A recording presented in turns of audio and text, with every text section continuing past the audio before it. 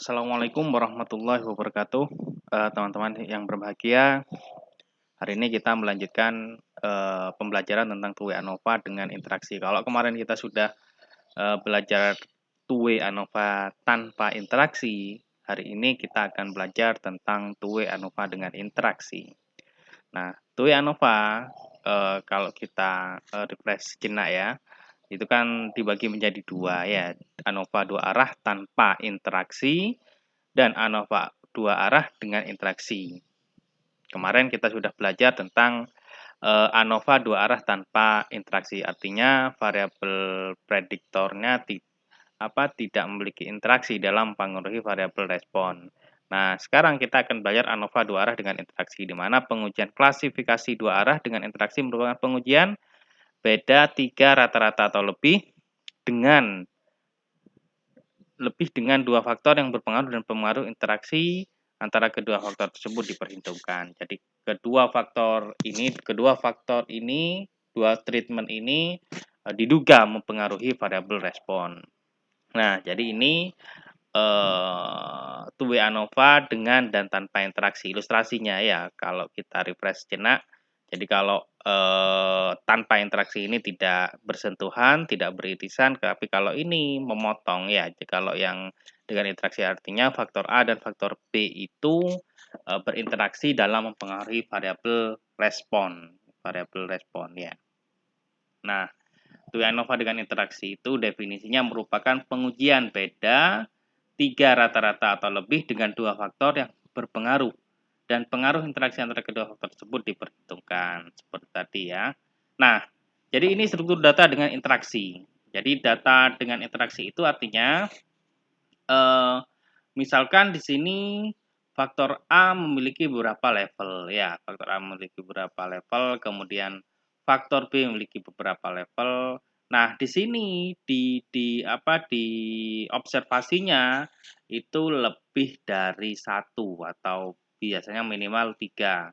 Jadi hasil eksperimennya misalkan faktor A di level 1, faktor B di level 1 itu memiliki eksperimen minimal 3 atau replikasinya minimal 3. Apakah boleh 4? Boleh. Apakah boleh 5? Boleh ya, 6, 7, 8 dan seterusnya boleh. Ya, lebih banyak itu lebih bagus ya, karena dalam statistik semakin banyak data itu ya semakin bagus. Tentu datanya yang ketika diambil bagus ya. Nah, jadi ini adalah struktur data dengan interaksi.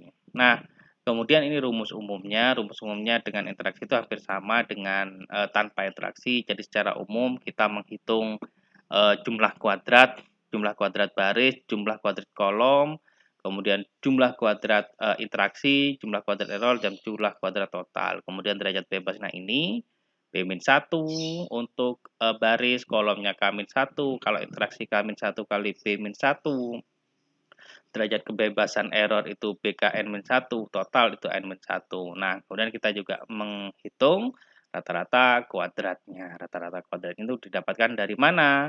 Didapatkan dari JKB, jumlah kuadrat baris dibagi derajat bebas. Itu untuk baris. Untuk kolom, sama ya, jumlah kuadrat kolom dibagi derajat bebas kolom, seperti itu. Begitupun seterusnya. Nah, kemudian baru nanti kita menghitung F-hitung. F-hitung inilah yang nanti dibandingkan dengan F-tabel untuk memutuskan apakah treatment A ini memberikan pengaruh, apakah treatment B ini berpengaruh, apakah interaksi faktor A dan faktor B ini memberikan pengaruh. Itu dihitung dengan memperhatikan F-hitung dibandingkan dengan F-tabel. Ketika F-hitung itu lebih besar dari F-tabel, maka tolak H0. Tolak H0 artinya memberikan pengaruh ya.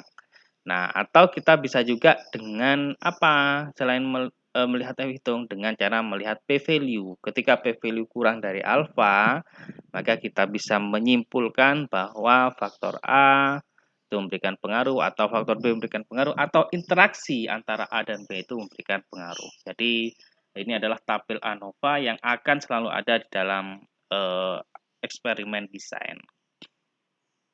Nah, ini contoh soal two-way ANOVA dengan interaksi. Jadi misalkan di sini sama ya, saya berikan contoh yang sama pada dengan dan tanpa interaksi. Kalau tanpa interaksi itu eksperimennya 1 kali, tapi kalau dengan interaksi eksperimennya kita buat 3 kali.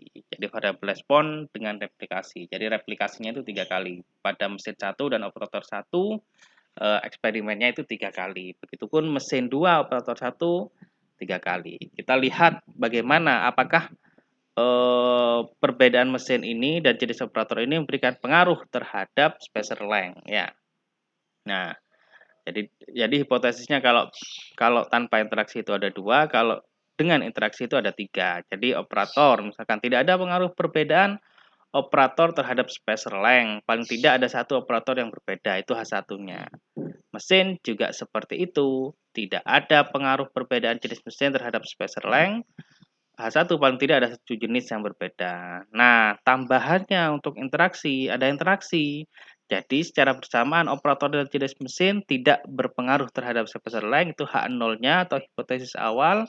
H1 atau hipotesis alternatif, interaksi operator dan jenis mesin berpengaruh terhadap spacer length. Kita lihat, oke.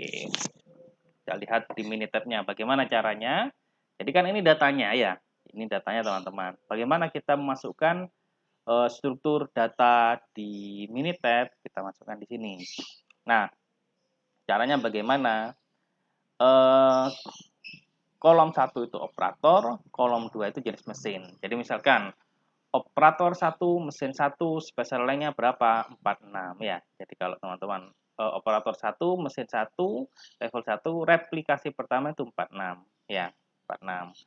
Kemudian operator 1, mesin 1, replikasi kedua berapa? Di sini 56 ya. Nah, ini kan sorry. Operator 1, mesin 1, 56. Oh, sorry.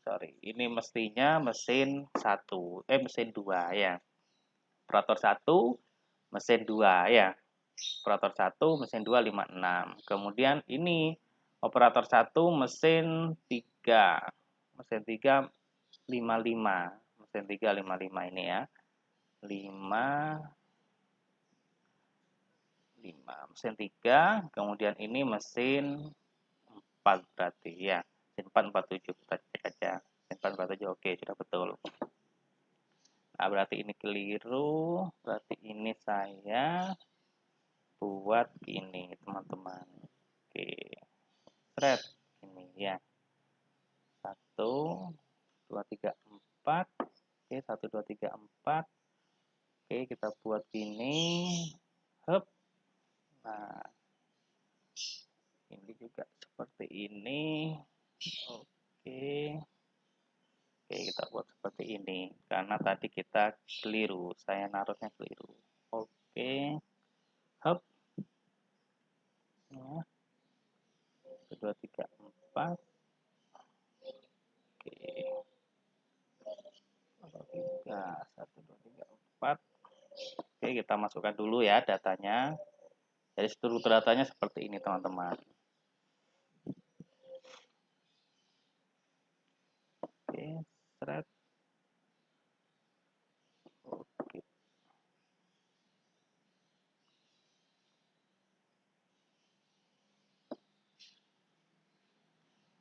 Oke, jadi seperti ini ya. Operator 4, mesin 4, 61. Kita lihat. Operator 4, mesin 4, replikasi ke 361. Oke, betul ya. Yang terakhir. Oke, ini terreplikasi, kita hapus saja. Thread. Nah, jadi sudah lengkap. Jadi misalkan coba kita cek ya. Mesin 1 operator 2 54, mesin 1 operator 2 54.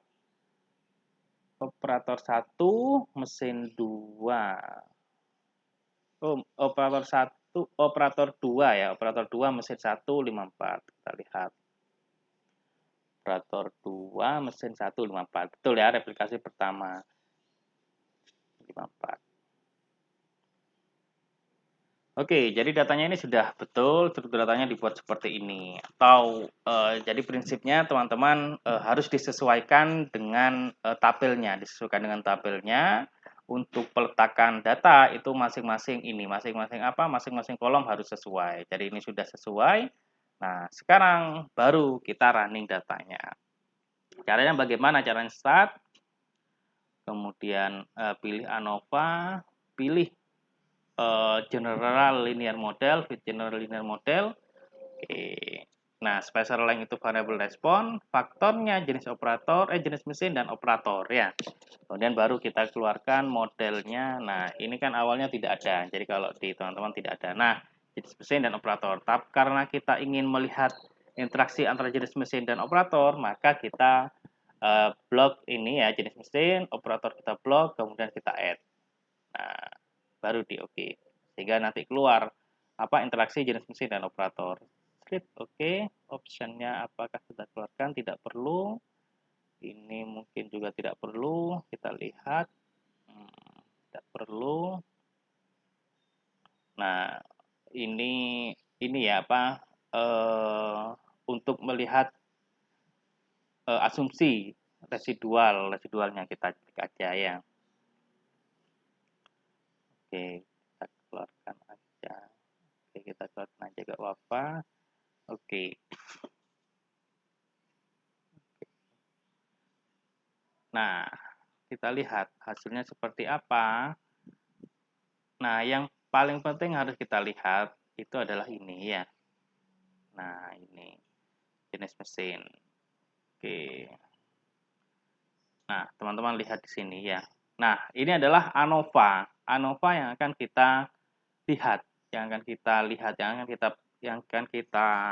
analisis. Jadi teman-teman, ini sudah terlihat jenis mesin derajat kebebasannya 3. Operator derajat kebebasannya 3. Jenis mesin, interaksi jenis mesin operator 9.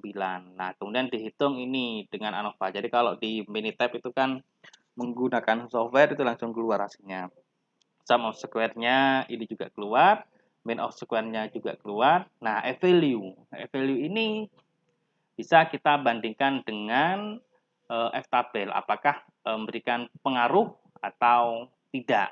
Apakah memberikan pengaruh atau tidak? Apakah jenis mesin operator memberikan pengaruh? Nah, ya kalau kita ingin melihat langsung lebih mudah, kita cukup lihat P-value dibandingkan dengan alpha. Misalkan alfanya yang kita gunakan itu 5% atau 0,05. Teman-teman lihat, jenis mesin P-value-nya 0,0. Kan nilainya kurang dari alfa, sehingga tolak H0. Artinya apa?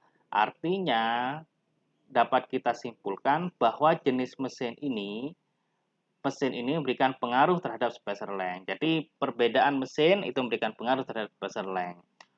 Operator bagaimana? P-value-nya 0,00, 0,0 juga kurang dari 5%. Ternyata perbedaan operator memberikan pengaruh terhadap spacer length. Jenis mesin dan operator, interaksi jenis mesin dan operator 0,00 juga.